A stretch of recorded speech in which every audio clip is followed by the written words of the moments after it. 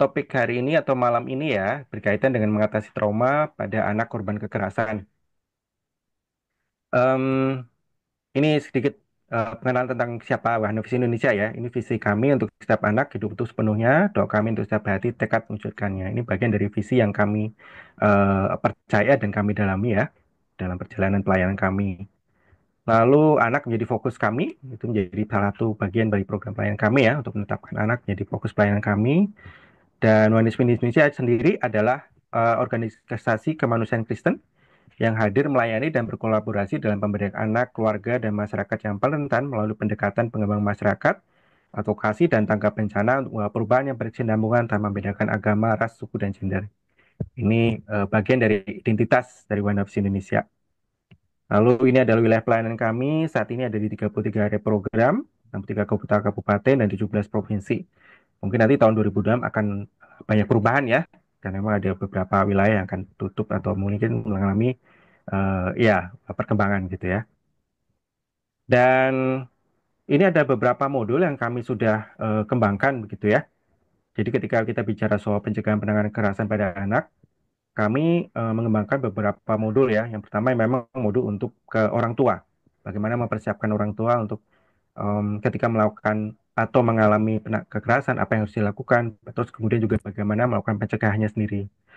Lalu kepada anak, kami juga ada modul ya terkait dengan keterampilan hidup untuk pencegahan dan penanganan kekerasan pada anak sendiri.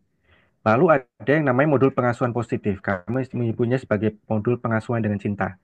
Bagaimana orang tua juga ya untuk menjadi orang tua yang baik yang mengalirkan cinta dalam keluarga. Dan ini bagian tiga modul utama yang kami kembangkan untuk menjadi em, referensi ya ketika kita bicara soal pencegahan dan penanganan kekerasan pada anak. Utama bagaimana memperkuat keluarga sebagai bagian penting untuk perkembangan atau tumbuh kembang anak. Oke, saya mungkin akan ada beberapa bagian yang agak cepat begitu ya, karena waktunya mungkin terbatas.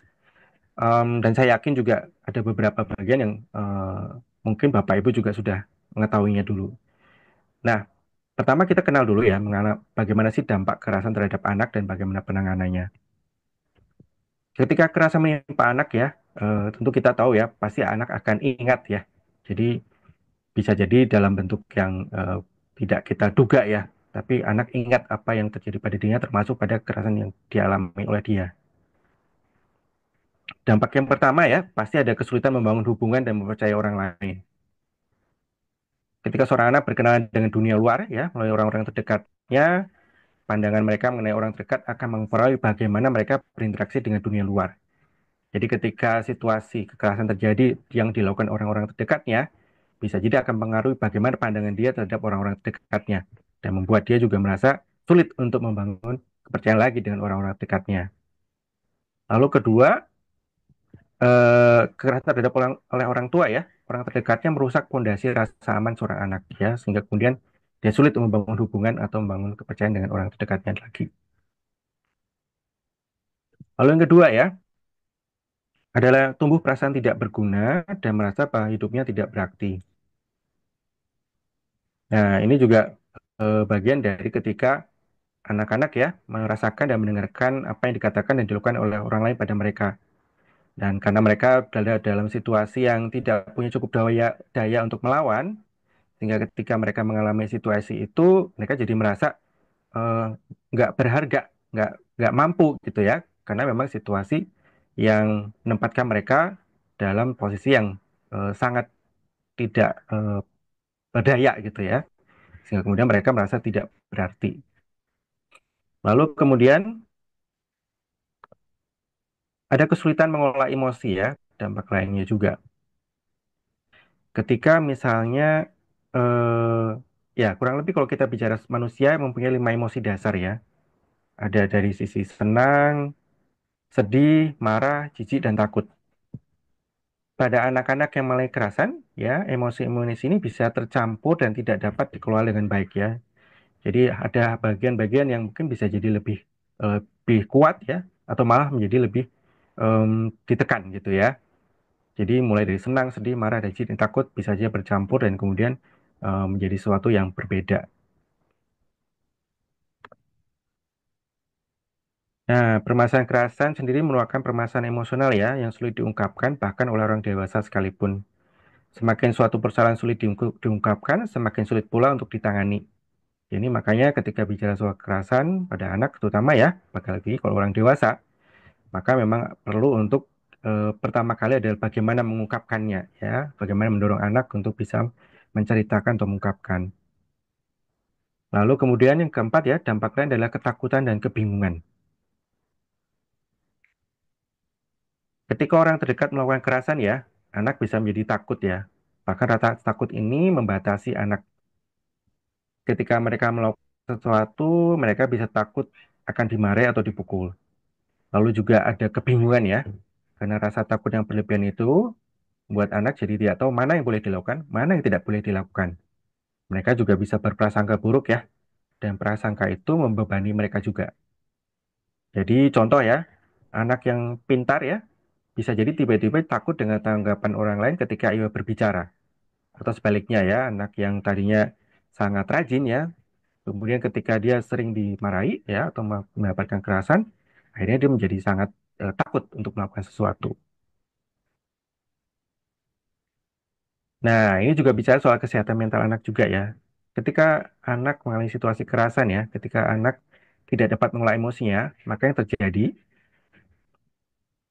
ya pertama pasti ada depresi ya, ada gangguan kecemasan, ada harga diri yang rendah, ada perilaku agresif, kemudian bisa sampai usaha bunuh diri, gangguan makan, penyalahgunaan obat, adiksi alkohol, stres pasca trauma, disosiasi, gangguan seksual, dan gangguan kepribadian.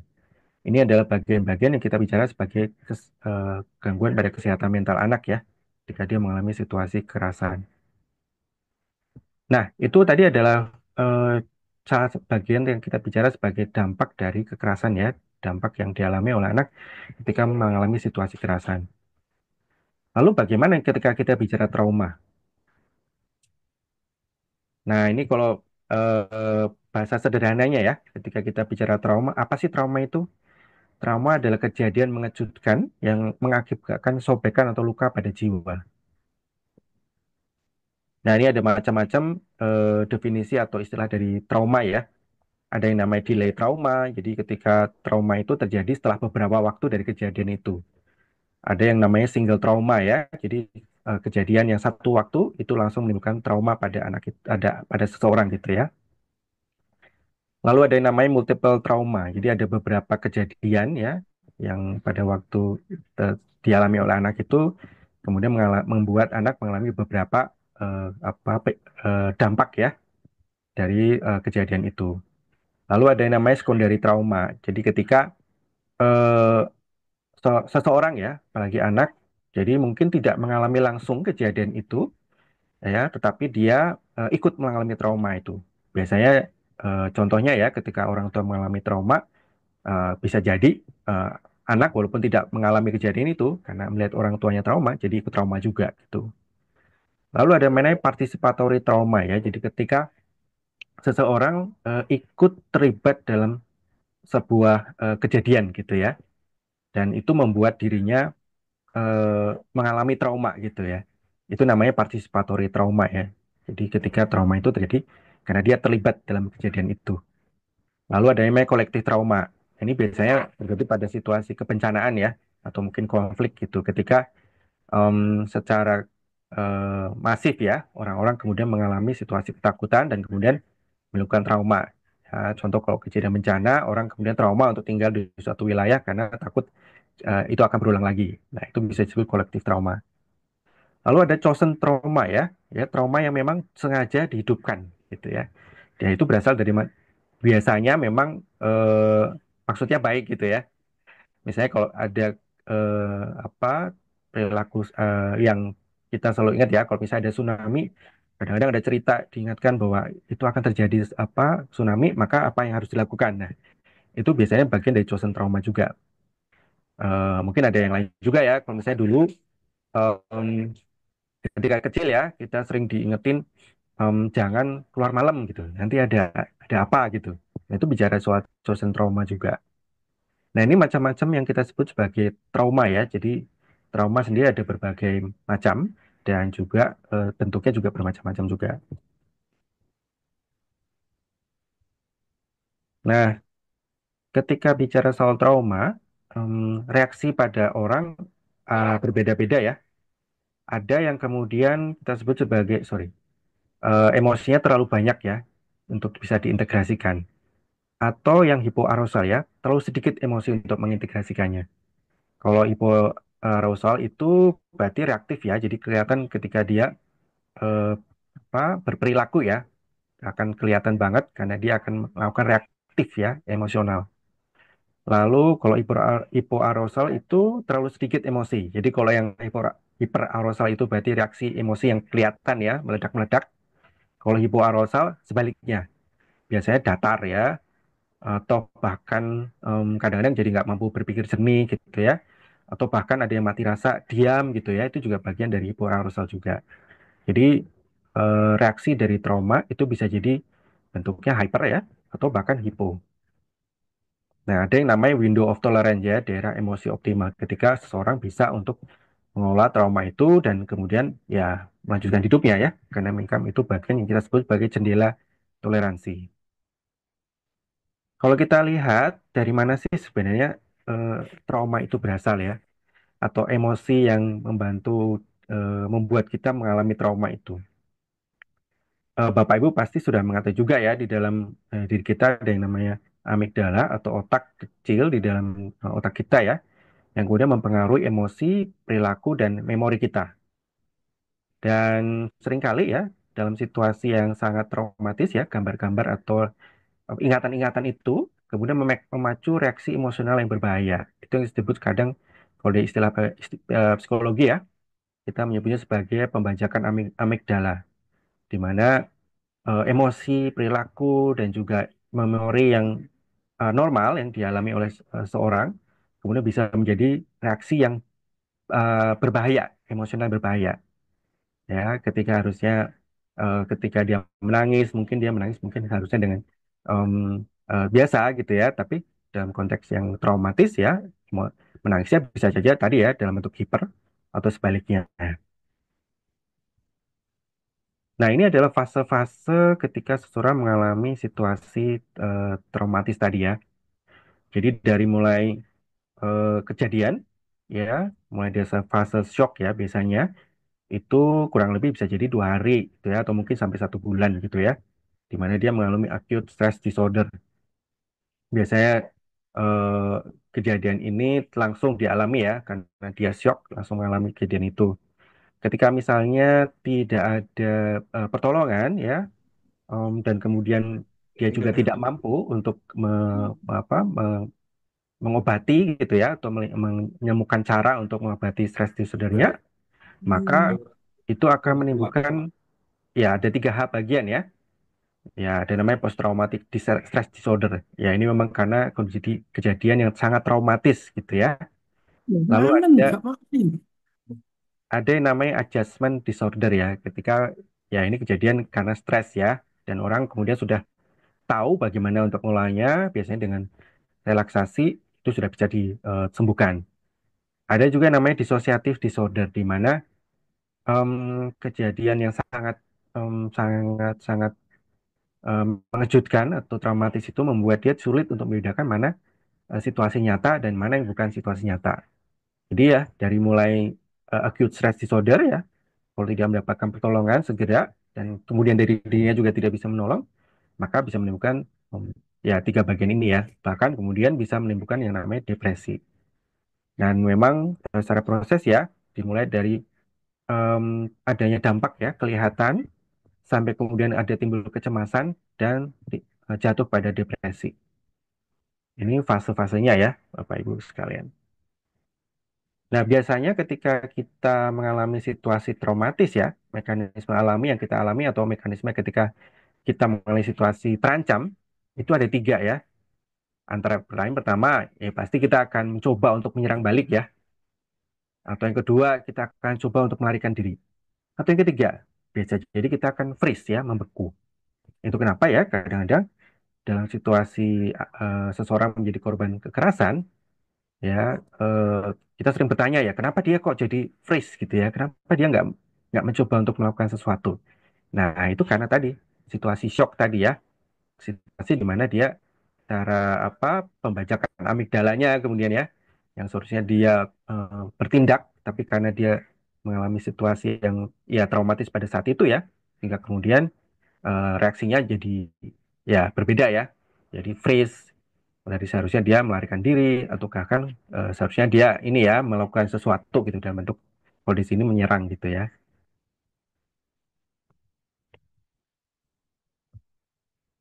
Nah, em, jika energi trauma ini tidak dilepaskan ya, maka akan terperangkap dalam tubuh sehingga menghasilkan gejala trauma. Artinya di sini ketika kita bicara trauma, em, memang harus ada upaya untuk melepaskan gitu ya, melepaskan energi-energi itu sehingga kemudian bisa membantu seseorang untuk bisa rilis ya dan kemudian sembuh dari situasi trauma itu. Biasanya memang hal yang berbahaya ya, orang cenderung mengabaikan dan menghindari, sulit untuk ya apa mengungkapkan ya, karena menganggap ini sebagai upaya untuk itu sebagai upaya untuk atas lukanya gitu ya. Padahal dengan cara untuk mengabaikan, menghindari atau bahkan em, memendam masalah itu ya, itu bisa menjadi ranjau ya, yang sewaktu-waktu bisa meledak. Jadi dari apa yang sampai ke Richard Rohr ya, eh, luka yang tidak ditransformasi, yang tidak diubah, itu akan ditransfer ya dalam bentuk yang lain gitu.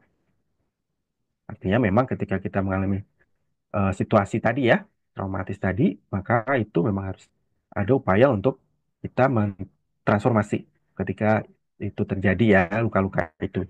Kalau tidak, ya itu akan ditransfer ke dalam bentuk yang lain.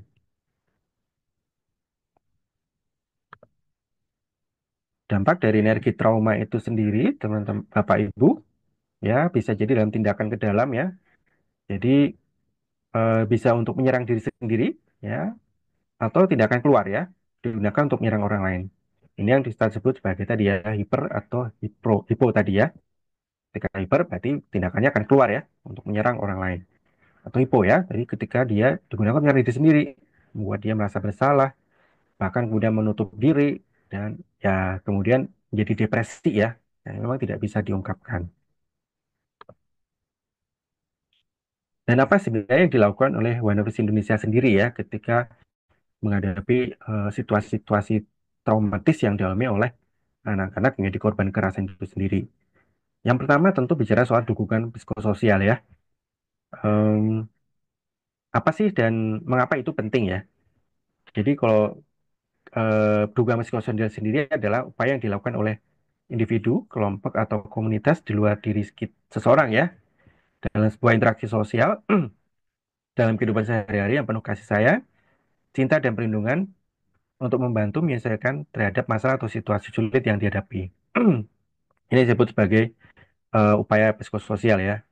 Dan ini penting ya, karena bagi anak ini akan membantu untuk mengembangkan penghargaan terhadap diri, rasa kebersamaan, membantu untuk proses belajar dan mengembangkan keterampilan hidup ya, berpartisipasi dalam lingkungan sosial dan memiliki yakin akan masa depannya. Kalau kita sebut sebagai psikososial itu sebenarnya kita bisa pilih ya, ada yang namanya psikis, ada yang namanya sosial. Kalau psikis berarti bicara soal pikiran, emosi, dan perilakunya.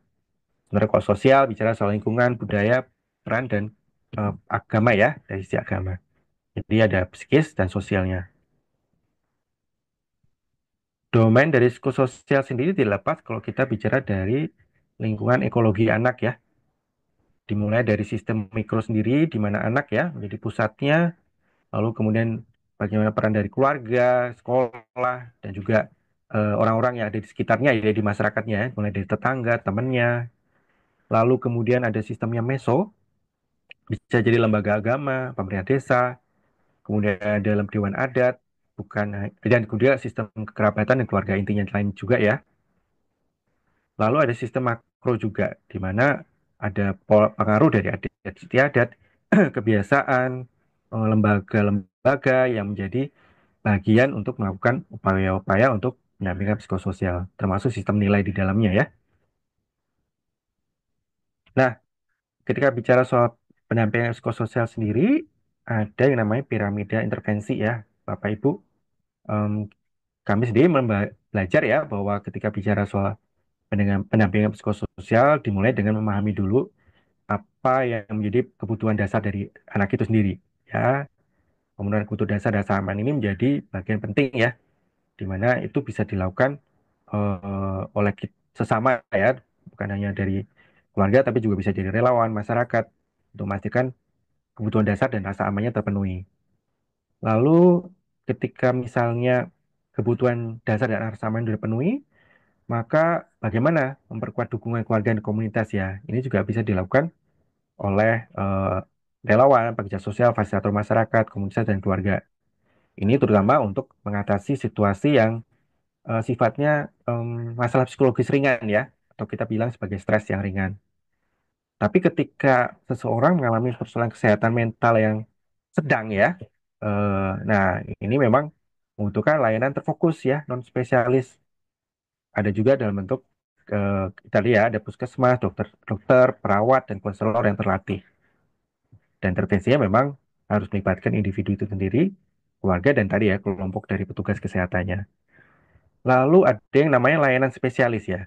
Ini memang ketika kondisi penyintas itu ya mengalami gangguan psikologis yang serius atau sangat berat. Nah, di bagian ini tentu tidak bisa hanya orang yang umum ya, tapi memang harus dibantu oleh layanan kesehatan jiwa, oleh spesialis. Dalam ini ada psikiater, psikolog, dan perawat jiwa. Jadi memahami dulu apa yang kita sebut sebagai piramida intervensi ya, untuk menjadi bagian dari dukungan psikososialnya. Nah, ketika kita bicara dukungan psikososial tadi, maka ya kita melakukan identifikasi ya, apa tadi yang menjadi kebutuhan dasarnya, sudah dipenuhi atau belum, termasuk juga rasa amannya. Lalu kebutuhan khusus apa yang memang dia butuhkan gitu ya, misalnya apa pendampingan dari orang tua gitu ya. Kemudian bagaimana kegiatan dan pengisian waktu luangnya yang bisa membantu dia untuk rilis ya dari situasi stresnya tadi. Lalu aksesibilitasnya, bagaimana dia bisa menjangkau layanan-layanan yang tersedia di sekitarnya. Lalu bagaimana perlindungan terhadap dirinya juga. Ada nggak kebutuhan-kebutuhan spesifik yang membutuhkan perlindungan untuk dirinya. Lalu bagaimana kondisi fisiknya. Dan terakhir kondisi psikisnya. Karena ini yang nanti menentukan ya, apakah memang dibutuhkan pendampingan ya, secara khusus kepada tenaga-tenaga yang ahli tadi ya, terutama untuk dari terkait dengan kesehatan jiwa. Dan kalau misalnya ternyata dari hasil identifikasi ya, ternyata cukup dipenuhi melalui pemenuhan kebutuhan dasar dan perlindungan, nanti eh, kita bisa bilang bahwa ya anak bisa survive ya. Tapi kalau misalnya dibutuhkan yang lebih lagi, nah ini berarti memang butuh orang yang lebih spesifik ya, dengan tenaga ahli yang lebih banyak. Ketika kita bicara soal membangun pendampingan psikososial, kita juga bicara soal membangun resiliensi dari anak ya. Membangun resiliensi itu bicara soal aspeknya ya. Itu adalah aku adalah, aku punya, aku mampu, dan aku akan. Aku adalah ini bicara soal bagaimana membangun em, citra diri, image diri ya, image diri yang positif. Aku punya bicara soal bagaimana membantu anak untuk melihat siapa saja yang bisa menjadi pendukungnya atau penolongnya. Aku mampu berarti berbicara bagaimana anak eh, melihat ya upaya-upaya yang bisa dia lakukan untuk membuat dia eh, bertumbuh dan berkembang. Dan dia mampu untuk melakukan itu. Lalu aku akan bicara soal apa yang akan dia lakukan, perencanaan-perencanaan apa yang dia bisa lakukan untuk meningkatkan tumbuh kembangnya. Jadi kalau bicara aku adalah ya, ini membangun identitas diri, membuat dirinya menjadi memiliki hidup yang bermakna dan bertujuan. Jadi memang dimulai dari diri atau individu ya, ketika dia memiliki perasaan dicintai, bangga pada diri sendiri, tanggung jawab dan keyakinan dan kepercayaan, maka dia akan memiliki empati dan sikap kepedulian tinggi terhadap sesama. Ketika individu ya, anak tadi mempunyai masalah hidup ya, ketika dia punya kepercayaan diri dan harga diri yang baik, ini akan membantu mereka untuk dapat bertahan dan segera mengatasi masalah. Lalu kalau aku punya, ini bicara soal hubungan ya, relasi dengan orang lain termasuk dengan keluarga. Bagaimana keluarga atau individu ya membangun rasa percaya, cinta kasih, dan identitas diri. Dan ini memang butuh kekuatan eksternal ya, dan sumber lain ya dalam meningkatkan resiliensi dia. Jadi sumbernya bisa dari keluarga, lingkungan sekolah, dan hubungan sehat dan menyenangkan dengan orang lain juga. Dan memang butuh kata kuncinya ini ya, penerimaan tulus dari orang-orang di sekitarnya. kasih sayang dan dukungan emosional dari ya lingkungan di sekitarnya juga ya, ketika dia mengalami situasi itu. Lalu aku mampu bagaimana eh, membuat kegiatan-kegiatan ya yang bisa membantu anak untuk membangun rasa kompeten dan rasa percaya diri. Biasanya memang bagian penting ini ya untuk membuat dia merasakan bahwa dia mampu untuk melakukan sesuatu, mampu untuk memberikan solusi, mampu untuk menyelesaikan masalah-masalahnya. Bisa jadi dalam bentuk kegiatan-kegiatan yang eh, sifatnya em, membuat dia merasa memiliki pencapaian gitu ya, misalnya dengan olahraga atau mungkin dalam bentuk kesenian dan lain sebagainya. Jadi memang dibicara bagaimana mengungkapkan, mendorong ya individu atau anak itu untuk melakukan perasaan dan pikiran, untuk mampu berkomunikasi dengan orang lain, memecahkan masalah dan mengatur tingkah laku serta mendapatkan bantuan saat membutuhkan. Kata kuncinya di bagian ini adalah kemampuan berkomunikasi serta kemampuan dalam memecahkan masalah. Ya, ini dipelajari dalam interaksi dengan orang lain juga ya. Dan aku akan, nah ini bicara soal perencanaan. Apa yang akan dilakukan untuk ke depannya? Apa yang dilakukan untuk membangun harapan dan keinginannya? Ini bicara bagaimana menumbuhkan ya rasa percaya diri bahwa dengan kemampuannya, ya bisa untuk jadi seseorang. Ya, untuk berhasil dalam keluarga, sekolah, dan masyarakat, dan dalam berbagai tekanan masyarakat. Dan itu adalah bagian dari membangun resiliensi ya. Dimulai dengan aku mampu, kemudian aku akan, dan juga em, tadi ya, aku mampu ya, aku punya, aku adalah, aku punya, dan juga aku akan ya, empat hal tadi.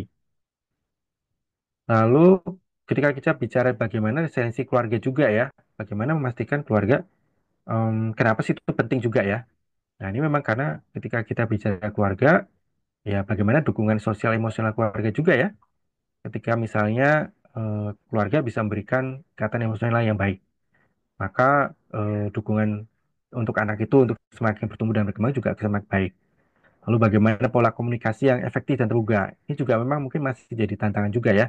Bagaimana karena apalagi sekarang ada gap komunikasi dalam konteks teknologi ya, maka pola komunikasi juga apalagi antara anak dan orang tua menjadi tantangan.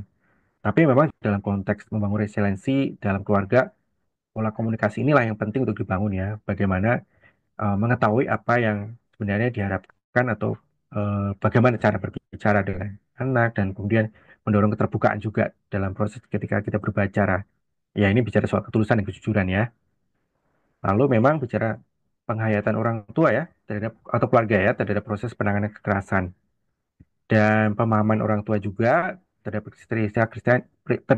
peristiwa kekerasan yang dialami oleh anak dan bagaimana dampak itu bagi anak dan dirinya serta bagaimana mengatasi dan memulihkan diri. Nah, ini bagian penting ketika membangun resiliensi keluarga ya. Jadi kalau kita bisa simpulkan apa sih faktor-faktor ya yang mendorong untuk mengatasi trauma dan juga mengatasi situasi yang em, mengancam atau membahayakan anak, ya mulai dari faktor protektif individual ya. Bagaimana mendorong anak untuk tahu cara mengatasi, berani untuk menghadapi situasi yang menekan dan memberi pemaknaan terhadap situasi itu. Lalu yang kedua memang bicara soal keluarga. Bagaimana atmosfer keluarga dan dukungan dari sumber daya keluarga itu sendiri. Lalu yang ketiga faktor protektif dari sosial ya, lingkungan sosialnya. Termasuk dari sumber daya pelayanan kesehatan dan integrasi sosial. Tiga hal ini ya yang menjadi bagian penting untuk membangun resiliensi dari anak. Di Wahana Indonesia sendiri, em, kami melakukan proses yang kami sebut sebagai psychological first aid ya, bantuan pertama ya dalam konteks psikologi. Jadi karena memang dari Wahana Indonesia bukan lembaga layanan ya untuk penanganan eh, kasus-kasus psikologi yang berat gitu ya. Jadi yang kami lakukan memang bicara soal pertolongan pertama. Apa sih yang harus dilakukan ketika misalnya menemukan ya dari konteks tadi melakukan setelah melakukan identifikasi ternyata ditemukan ada situasi psikologi lah ya psikologikal yang menekan anak gitu. Apa yang harus dilakukan? Nah mungkin yang pertolongan pertama pada kasus kekerasan ya terutama kasus kekerasan kepada anak itu seperti apa? Jadi kayak seperti misalnya ketidaknyamanan akibat luka fisik ya yang bisa ditangani dengan P3K, ketidaknyamanan emosi yang diakibatkan oleh kejadian traumatis juga bisa dikurangi melalui apa yang kita sebut sebagai psychological first aid ya, PFA. Ini adalah dukungan psikologis yang dapat diberikan sesegera mungkin pada korban yang mengalami kejadian traumatis ya. Bisa jadi dalam bentuk bencana alam, kecelakaan, hingga pelecehan atau kekerasan seksual. Ya, ini bertujuan untuk mengurangi dampak negatif ya, dan mencegah timbulnya gangguan kesehatan mental yang lebih buruk ya, karena disebabkan oleh situasi krisis, kondisi darurat, dan bencana yang dihadapi. Jadi kurang lebih psikological first aid itu adalah pertolongan psikologis pertama pada penyintas ya. Jadi dilakukan untuk mencegah memburuknya kondisi psikologis. Ya, mengapa sih perlu ya? Ya, karena memang gangguan emosional yang diakibatkan oleh kejadian traumatis seringkali tidak bisa dilihat secara kasat mata. Namun ini bisa membuat penderitaan, melemahkan, dan bahkan memberikan dampak serius ya pada jangka panjang. Dan merugikan juga untuk orang lain juga. Untuk itu, maka memang perlu dibantu memberikan kenyamanan ya untuk si korban, ya individu, untuk bisa melewati masa krisis dan membantu mengurangi kemungkinan terjadinya gangguan emosi tersebut. Kapan psychological first aid itu diberikan ya? Ya segera mungkin ya. Pada saat kontak pertama dengan individu setelah melakukan identifikasi dan memang ada kejadian traumatis yang dialami, ya maka perlu segera dilakukan dan dapat diberikan oleh siapa saja juga. Bagaimana cara memberikan psychological first aid ini? Ya, ada pertama melihat, dengar, beri rasa nyaman, hubungkan, lindungi, dan harapan. Ya, ini mungkin seperti apa ya? Lihat dan dengarkan. Ya, ini bicara soal bagaimana mengenali perubahan sikap atau emosi pada anak ya. Ajak berbicara, mendengarkan secara terbuka, jadi pendengar yang aktif ya, menemani untuk bagaimana ia meluapkan emosi ya, tanpa memaksa atau menginterogasi dengan berbagai pertanyaan. Nah, ini bicara lihat dan dengarkan. Lalu kemudian berikan rasa nyaman ya. Kadangkala pelukan juga memberikan bagian dari memberikan rasa nyaman ya. Atau mungkin kalau tidak meluk tapi mengusap kepala, mengikuti kasih selimut ya, memberikan minuman hangat, bahkan mengusap punggung anak juga bagian dari memberikan rasa nyaman. Lalu menghubungkan ya, membuat cerita eh, mendengarkan kita ya sebagai orang yang mendengarkan cerita anak bisa kadang membuat emosi juga meluap ya. Tapi kita perlu untuk me- apa tetap merasakan relasi atau menghubungkan dengan apa yang dialami oleh anak ya, dengan menjaga ketika kita mendengarkan ya, kita tetap dalam situasi yang tenang dan membantu anak untuk tetap merasa aman ya, untuk kemudian bisa melaporkan kepada pihak berwenang eh, atas kejadian yang dialami oleh dia. Lalu kemudian lindungi ya, ya karena memang ada situasi di mana ketika kasus kekerasan ini kemudian harus dilaporkan pada pihak berwenang ya, bisa jadi ada ancaman penyebaran foto atau bahkan ada eh, kekerasan lain yang akan kemudian dialami ya, sehingga memang harus ada upaya untuk melindungi dirinya dari kerugian yang lebih lanjut. Bisa juga dengan membantu menghapus foto-foto yang kurang pantas ya, kalau ada, kemudian membantu anak juga untuk bersikap tegas ya, untuk mengatakan tidak pada pelaku, hingga membantu anak memahami situasi yang terjadi dan bahwa situasi tersebut sudah ditangani oleh pihak berwajib. Lalu memberikan harapan ya, menanamkan harapan tanpa menjanjikan. Ya, membantu anak untuk melewati masa traumatis dengan ada di samping mereka. Ya, membantu anak untuk mengenali cara-cara yang dapat ia gunakan untuk menjaga diri ke depannya, seperti mampu berkata tidak, mengenali arah tubuh pribadi yang tidak boleh sentuh orang lain, mengenalkan hubungan sehat antara laki-laki dan perempuan, dan lain sebagainya. Ini bagian dari menumbuhkan harapan ya bahwa dia masih memiliki masa depan, mampu untuk melakukan sesuatu di masa depannya. Nah, ini beberapa cara lain ya yang bisa dilakukan untuk melakukan relaksasi atau memberikan kenyamanan pada anak ya. Bisa melakukan dengan menggunakan apa yang kita sebut sebagai pelukan kupu-kupu. Nah, ini mungkin Bapak Ibu juga mungkin bisa pakai atau praktekkan juga ya di rumah masing-masing.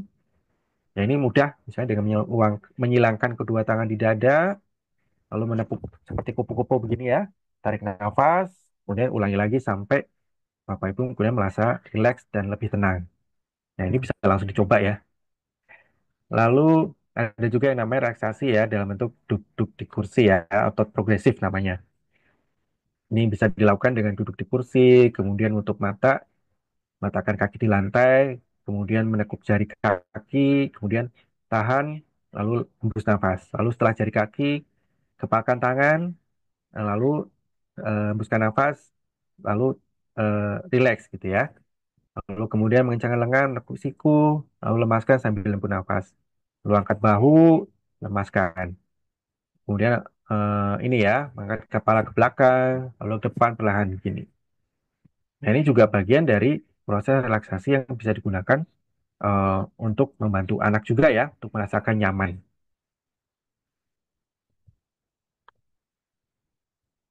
Ini adalah cara lain juga ya, Bapak Ibu.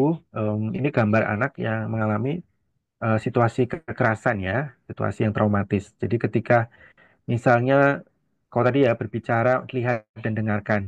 Kadang ketika kita mengajak berbicara, itu belum tentu langsung berbicara juga ya. Nah, cara lain adalah dengan minta anak untuk menggambar. Dalam gambar itu ada cara lain untuk dia mengungkapkan ya perasaan atau kejadian traumatis itu. Atau menggunakan teknik lampu merah ya. Ini juga bisa dipakai ketika misalnya anak mungkin kurang mampu menggambar, tapi senang untuk melihat apa simbol-simbol gitu ya. Nah, ini bisa digunakan menggunakan teknik lampu merah ini. Ada merah, kuning, hijau. Yang merah berarti eh, orang-orang yang seringkali berbuat jahat ya pada dirinya. Dan kemudian lampu kuning adalah orang-orang yang kadang-kadang berbuat jahat, kadang-kadang berbuat baik kepada dirinya. Lampu hijau berarti orang yang berbuat baik pada dirinya.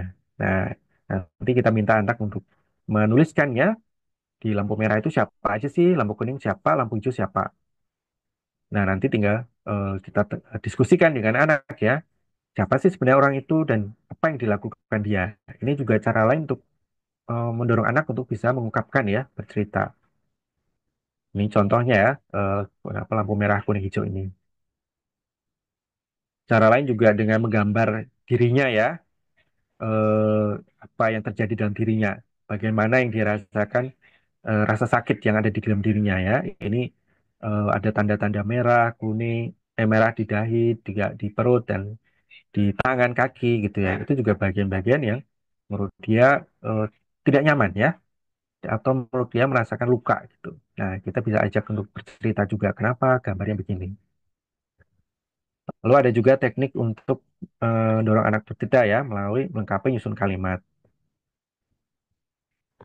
Lalu ada juga ya dengan melengkapi em, kalimat juga ya, ya misalnya di rumahku apa, aku tidak suka kata tetanggaku apa, papa mama kenapa. Nah, ini contoh-contoh untuk mendorong anak untuk bercerita ya. Nah, nanti dari situ kita akan coba untuk menggali ya, kenapa perasaannya sedih, kenapa dia senang dan lain sebagainya. Lalu ada juga identifikasi perasaan ya dengan gambar-gambar. Ya, bisa juga bukan gambar ini, dia nanti ditunjuk gambar mana yang dia rasakan saat ini. Nah, dari situ nanti kita ajak untuk kita kenapa gambarnya, kenapa kamu milih gambar ini, apa yang ada dalam pikiranmu dan lain sebagainya. Lalu ada juga yang namanya menggunakan teknik eksternalisasi ya, menulis surat. Ini juga bisa membantu anak untuk bercerita juga ya. Kalau misalnya dengan dialog tadi agak sulit, nah, ada beberapa anak juga selain menggambar ya, ya dia bisa menulis surat. Untuk siapa dia surat itu dia sampaikan. Ya, ini ada beberapa contoh surat ya dari anak. Nah, satu pertanyaannya gimana caranya ya untuk membuat situasi tadi ya. Nah, ini kita sebut sebagai membangun raport ya. Raport itu adalah konteks komunikasi dan hubungan ya. Di mana ada kondisi saling memahami, mengenal tujuan bersama, dan menciptakan hubungan yang akrab sehingga menumbuhkan rasa saling percaya. Nah, ini fondasi penting untuk komunikasi yang efektif dan hubungan yang kuat. Nah, ini mulai dengan menjalin interaksi dengan anak ya, pahami dulu hal yang ia sukai, hal yang membuatnya merasa tidak nyaman, apa yang dirasa disukai, apa yang dirasa orang tua sukai, ya belum tentu disukai oleh anak. Nah, ini beberapa tips ya, yang, yang mungkin bisa digunakan ya. Membangun komunikasi tidak boleh tergesa-gesa. Untuk kesabaran untuk dapat dekat dengan anak. Satu anak mungkin bisa dekat dengan kita dalam waktu semenit, anak lain butuh seminggu ya. Jangan maksa bercerita. Ya, bagian paling sulit memang untuk anak bercerita. Makanya tadi ada berbagai macam teknik ya yang bisa digunakan. Lalu gunakan media. Nah, ini tadi sudah contohnya ada ya, gambar dengan metode bermain, ya, bisa dengan boneka, mobil-mobilan, dan lain sebagainya. Untuk anak di bawah 4 atau 4 tahun ya, jadi memang belum tentu semua yang katakan adalah apa yang ia alami. Jadi memang perlu untuk benar-benar jeli ya, untuk melihat sebenarnya bagian mana yang benar-benar dia rasakan atau alami. Ciptakan tempat aman ya. Jadi kalau misalnya dorong anak untuk cerita, ya cari tempat yang benar-benar nyaman untuk dia. Dia jangan sampai kemudian ketika dia bercerita atau mencari atau menggambar atau apapun ya, ternyata ada orang-orang di sekitar dia yang kemudian melihat dan kemudian memberi komentar ya. Nah, ini bagian yang memang harus dihindari. Atau bahkan kemudian kita juga bisa memberikan pilihan ya, kalau dia tidak nyaman, dia boleh berhenti kapan saja. Kalau sudah membuat anak bisa untuk bercerita ya, jangan lupa untuk melakukan stabilisasi ya, agar anak tidak pulang dalam kondisi emosional yang kacau. Nah, tadi contoh-contoh tadi ya, relaksasi tadi adalah bagian dari membuat stabilisasi pada anak. Ini menggali contoh, menggali informasi pada anak ya. Tadi sudah saya katakan tidak dapat dilakukan secara terburu-buru karena justru membuat blocking pada anak ya. Ini saya rasa cepat aja. Nah, pada akhirnya Bapak Ibu ya, em, apa yang kami lakukan memang bicara soal pertolongan pertama. Maka rujukan akhir pada situasi kekerasan, apalagi kekerasan seksual memang pada lembaga yang ada saat ini ya, UPT PPA. Maka memang bagaimana kemitraan ya dengan DP3A, dengan UPT PPA, P2 TP2, Satgas yang ada di wilayah itu ya, jadi bagian penting. Karena bagaimanapun ya kami lakukan memang hanya pertolongan pertama. Jadi ketika memang kemudian kejadian atau traumanya sudah sampai pada tahap yang sangat traumatis ya butuh pertolongan yang lebih khusus ya. Jadi seperti saya sampaikan ada segitiga untuk kebutuhan dia ya. Dan ini ada beberapa yang saya pikir kita semua udah tahu juga. Ini contoh untuk tantangan apa sih yang kami rasakan gitu ya. Nah, ini mungkin juga menjadi eh, bagian yang kita juga rasakan juga ya, bicara soal keterbatasan sumber daya, bagaimana misalnya anggaran untuk infrastruktur ya, terutama untuk dukungan psikososial ya, yang kurang memadai, dan kemudian juga akses ke layanan psikososial ya, terutama di daerah terpencil juga sangat em, sulit ya. Kemudian tenaga ahli yang terlatih juga terbatas ya. Lalu ada stigma masyarakat juga terkait dengan ya masalah psikologis ya. Kadang orang malas juga ya atau enggan juga untuk mencari bantuan karena merasa bahwa ini masalah yang tabu untuk dia ceritakan. Dan memang juga kurang kesadaran masyarakat juga ya tentang pentingnya kesehatan mental dan kurang pengetahuan masyarakat tentang masalah psikososial dan cara mengatasinya juga. Praktek baik yang kami lakukan ya, jadi bicara soal pemberdayaan masyarakat. Bagaimana anggota-anggota masyarakat ya, ada PATBM ya, yang bisa menjadi pelopor dari atau agen perubahan untuk mendampingi anak yang menjadi korban kekerasan. Lalu bagaimana mengembangkan mekanisme pelaporan rujukan kasus anak ya di PATBM. Karena PATBM itu ada yang ada di desa ya, berada di dekat anak, sehingga memang itu menjadi ujung tombak untuk penerimaan laporan dan kemudian memastikan itu bisa diteruskan pada rujukan yang sesuai. Lalu bagaimana mendorong kemitraan dengan lembaga agama ya, tokoh agama untuk mendampingi anak. Jadi pendampingan psikososial ini penting, eh, terutama ketika kita bicara konteks sosialnya ya, eh, bagaimana anak ya eh, didampingi oleh tokoh-tokoh yang eh, memang dekat dengan dirinya, terutama tokoh agama ya, nggak bisa memberikan siraman secara spiritual untuk memperkuat dirinya, membuat dia menjadi lebih resilience. Lalu bagaimana keterlibatan advokasi ya untuk penganggaran desa bagi kegiatan-kegiatan PATP. Baik, itu mungkin yang bisa saya sampaikan.